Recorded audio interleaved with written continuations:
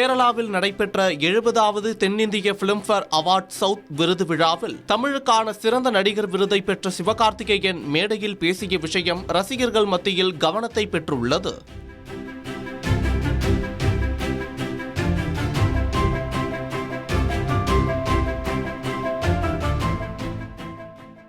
கடந்த 2024ஆம் ஆண்டு தீபாவளிக்கு வெளியான அமரன் திரைப்படம் சிறந்த திரைப்படம், சிறந்த இயக்குனர், சிறந்த நடிகர், சிறந்த நடிகை, சிறந்த ஆல்பம், சிறந்த ஒளிப்பதிவு, ஏ மின்னலே பாடலுக்காக சிறந்த பாடகர் மற்றும் பாடகி என 8 விருதுகளை பெற்றுள்ளது.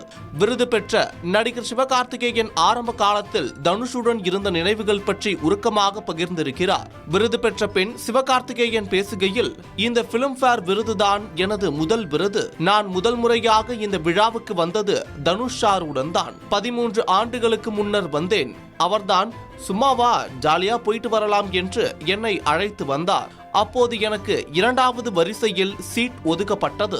இன்று முதல் வரிசையில் உட்கார்ந்து இந்த விருதை வாங்க 13 ஆண்டுகள் ஆகியுள்ளது. இந்த படத்திற்காக நான் கமலஹாசன் சாரின் அலுவலகத்திற்கு சென்றபோது அங்கிருந்த எக்கச்சக்கமான பிலிம்பேர் விருதுகளை பார்த்தேன். அப்போது அமரனுக்காக எனக்கும் கிடைக்கும் என்று நினைத்தேன்.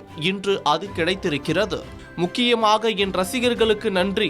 எவ்வளவு பேர் என்னை அடித்து துவைத்தாலும் மிதித்தாலும் என்னை தொடர்ந்து தூக்கி மேடையில் நிற்க வைத்துக் கொண்டே இருப்பது நீங்கள்தான்.